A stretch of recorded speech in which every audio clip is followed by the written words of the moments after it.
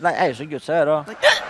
E io per chi ti chiamai? Quando mi rispondeste con sughiozzo, siccome dobbiamo fare un sponsor, che oggi siamo a tema, e allora vai, tu cerca da... Ce la fai e ripeti.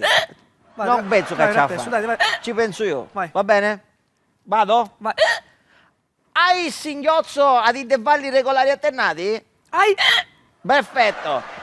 Hai il singhiozzo che ogni coppo di singhiozzo ti isi 50 cm d'intera? Hai. A uso schiacciatore della pallavolo?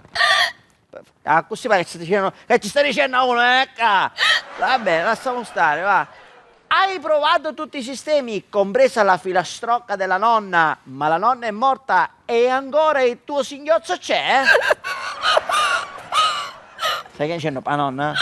E che c'è cosa singhiozzo? Hai ricadato? Guarda, voglio sotto il microfono. Allora, hai provato perfino di bere l'acqua un sosso, poi 1 litro, 2 sossi, poi 1 litro, 3 sossi, poi tu fino a quando non hai prosciugato tutta la gebbia di casa tua, ma ancora il soggiozzo c'è?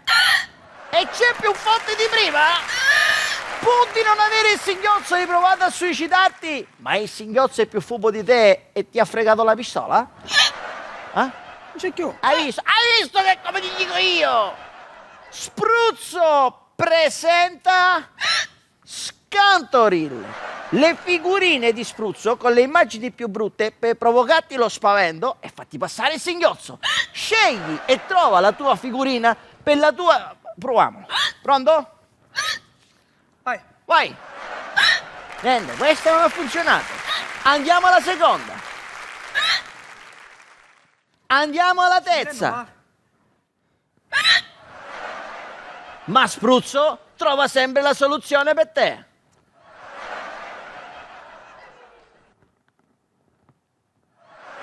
Mare, mi passò. Ti passavo? Ti passavo? Spruzzo presenta Scantoril, l'unica figurina che arresta il tuo sughiuzzo. Guarda, ci sei? Oh. Vai, chiudi tutto cosa, moglie tutto cosa. Figlio, le porto lo...